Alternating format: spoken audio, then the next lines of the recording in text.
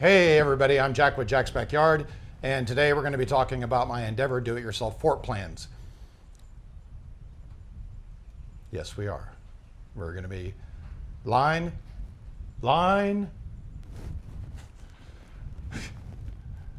So I know that you're out there looking at do-it-yourself plans. That's probably how you ended up on my website, and that's probably how you're watching this video. Trying to decide if you want to do a do-it-yourself plan, there's a lot of factors that go into it.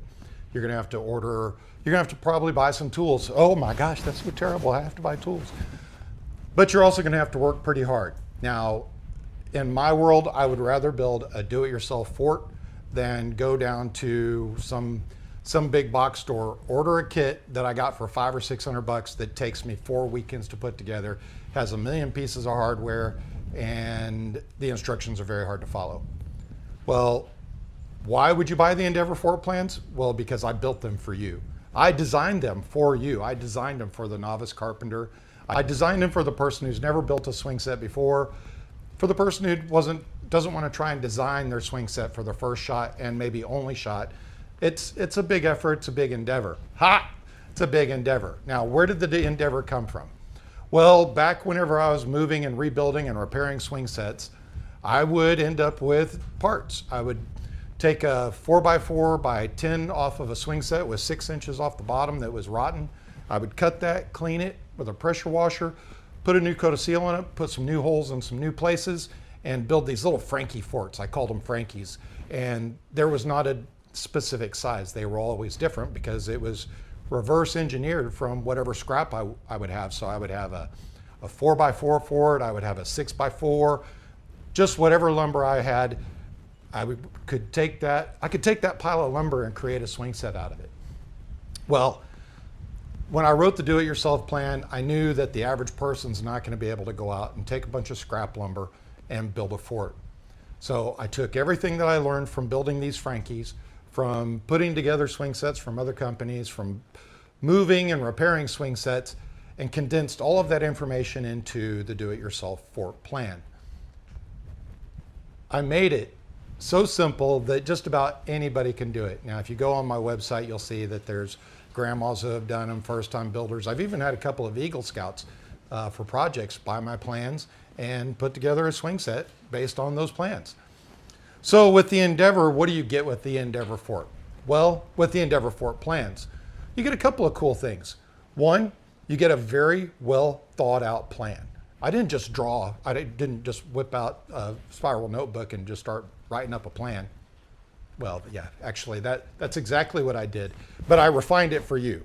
I still have my hand-drawn plan somewhere.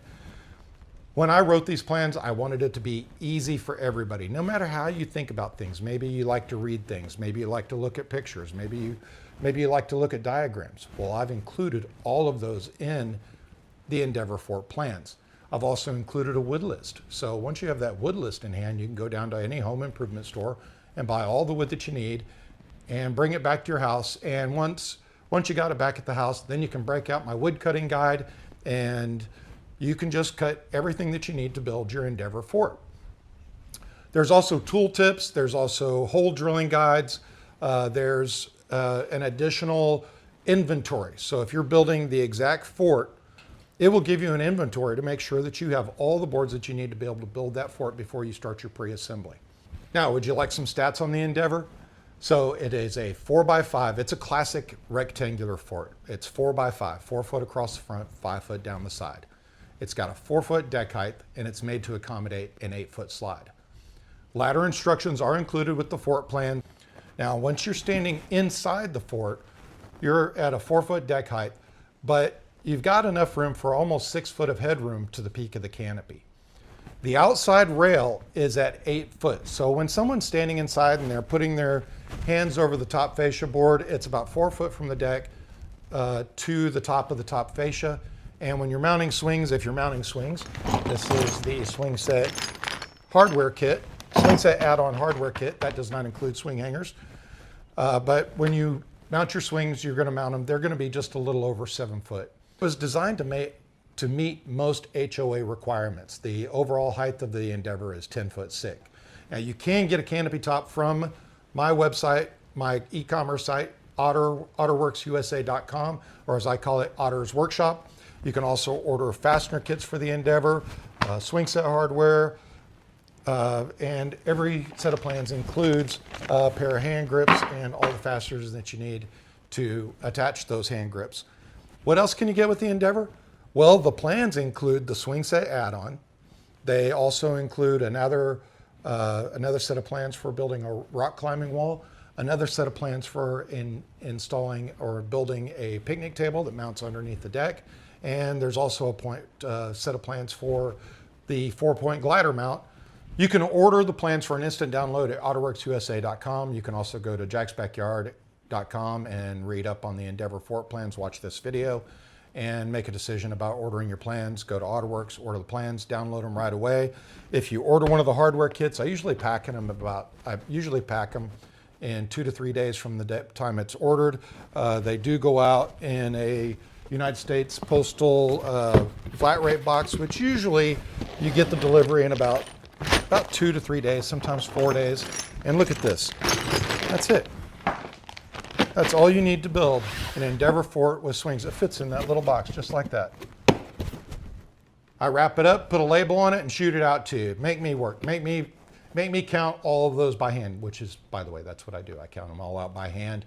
I bag them by hand, so every one of these things is made specifically for the family that orders it. What else can I tell you about the Endeavor?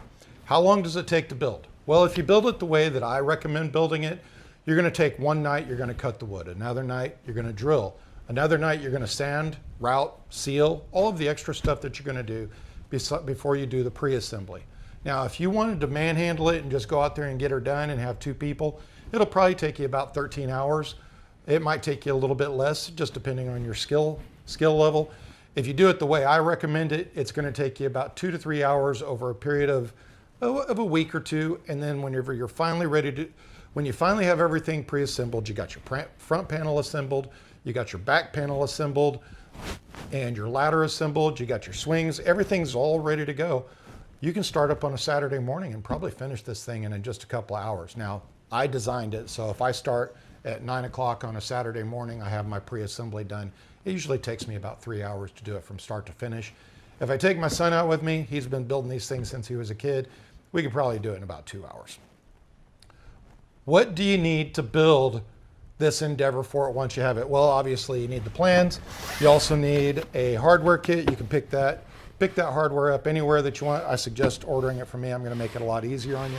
But everything that you need to build, I'm going to take these off the table because of what I'm about to say. Everything that you need to build an Endeavor Fort is on this table right now. You probably need a nice little clipboard to put your plans on so you can keep up with what you're doing, run your checklist. After you do something, check it off and move on to the next set of instructions. You're going to be able to do that with my plans. There are checkpoint stops where you're going to be able to look and verify that you've cut all of your wood. It's going to be pretty simple. Now, for the fort, some of this equipment that I've got here, you're not going to need to build the Endeavor Fort. First of all, you're going to need a circular saw or a miter saw. Now, if you have a miter saw, this is going to make it so much easier. If you have a circle saw, probably the first 20 or 30 do-it-yourself plans that I ever built for anybody, I did it with one of these. You can do it. I don't necessarily recommend it unless you don't mind working all that hard. The other thing that you're going to need is you're going to need a shovel. You're going to need a level. You're going to need a speed square. This is going to come in really handy. You're going to need a tape. For the fort, you're going to need, you can just buy one of these little kits that has all these drill bits in it. The only drill bits you need for the fort are a 3/8 bit, a 5/16 bit, a 1/4 inch bit, and an 1/8 inch bit. When you get into installing the swings, it is nice to have a couple of these 12-inch bits because some of the components that you have to drill through are 5.5 inches, and these drill bits are only 5 inches. So this makes it a little bit easier. You're going to need some pencils. You're going to need some Forstner bits. If you're building just the fort, this is an 1 1/8" Forstner bit. You can use a paddle bit, but I would definitely recommend these are a little bit more expensive, but you'll have them forever, and they make a really clean counterbore compared to a paddle bit. If you're adding swings to it, you're going to need an 1.5" Forstner bit. But if you're not building the swings, you don't need to worry about adding that component to it or that tool to the list. You're going to need a hammer. You're going to need something to bang those 1/2-inch bolts in for your swing assembly. You know, I didn't even think about it, but you really don't need a hammer to put together the fort. It's all put together with screws and lag bolts. So you can just put that in the, need it for the swing set part. Now, something that's pretty handy, sometimes you need to nudge a board just a little bit. So these dead blow mallets are pretty handy. You can just give a board a little tap and get it exactly where you want it. I do like having one of those.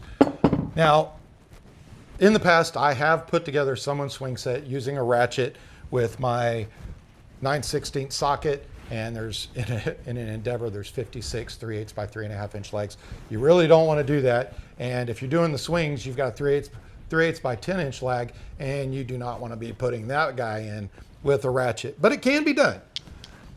The best thing that you're going to get is you're going to get an impact driver. That's going to make things a lot easier for you. I know it's a Milwaukee. I've been doing this a long time. I spoiled myself here a couple of years ago. You can do it with a Ryobi. From what I understand from watching reviews on YouTube, Harbor Freight has a pretty good, I think Braun is one of their brands, and they tend to drive pretty well. It's going to be really handy.